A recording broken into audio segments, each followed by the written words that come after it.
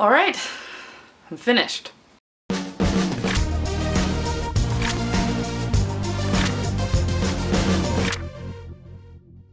So I loved this book. I don't really have anything negative to say about it at all, which is pretty rare for me. Usually I at least have something to say about the ending, but I loved the ending. I really like when a book ends with the start of a new journey, because it either means that you can either speculate about what's going to happen yourself, or it means there's a sequel coming, which I already ordered online before I even finished reading this book because it was so good. It was interesting because even in my last video, I didn't really know what the crux of the story was going to be. I didn't really know what the conflict was going to be. I kind of thought the biggest question was going to be whether or not he stayed in the loop. And so all of the stuff with the whites and the hologasts, obviously we knew that that was going to be an issue, but I kind of just thought it was going to be the one. God, I love the whole like action sequence. I love how Jacob stepped up and was the hero. I love how something just like came over him. A lot of the book was sort of about his lack of believing and then like the rest of the world's lack of believing and how common people are just happier not believing. And so I kind of like that not only once he met them and accepted all of it, he was like instantly part of the group, but then when he realized that he also was peculiar and that he was his grandfather's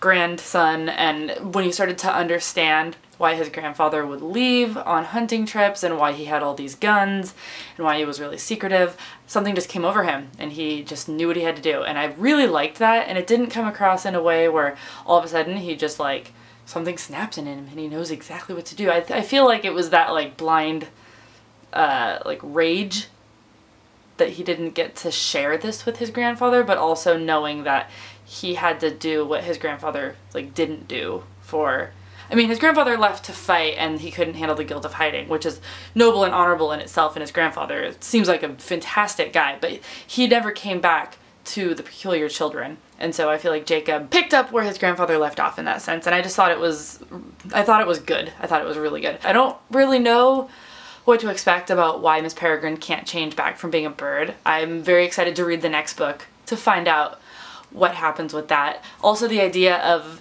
loop hopping, what was it, leapfrogging through the loops in time travel. I also really like that he's been time traveling for like the last couple of weeks, but it isn't until he finds out about leapfrogging that he's like, wait, that's like real time travel. Like, buddy, you're in 1940 right now. What do you think you've been doing? I actually had stopped and thought, what is a sequel about this book gonna be about? Like him living in the loop?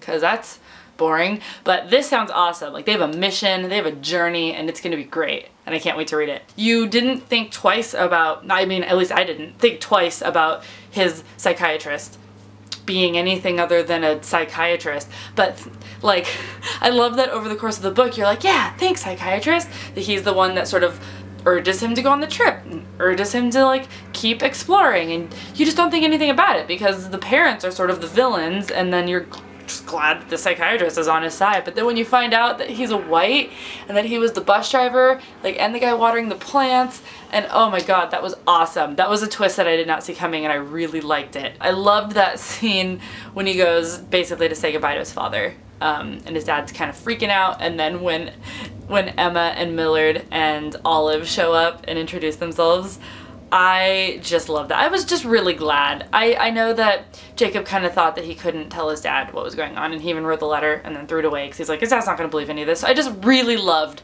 that, you know, his father sort of always resented his grandpa.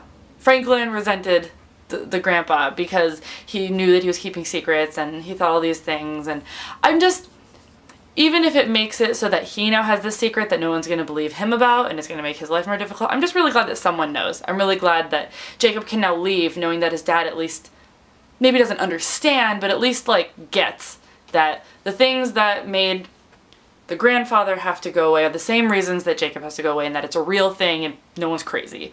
So who knows what he'll actually think when he wakes up the next morning and like remembers what happened. But I was just really happy that that scene existed. So anyway, I really love this book. I'd love to know your thoughts.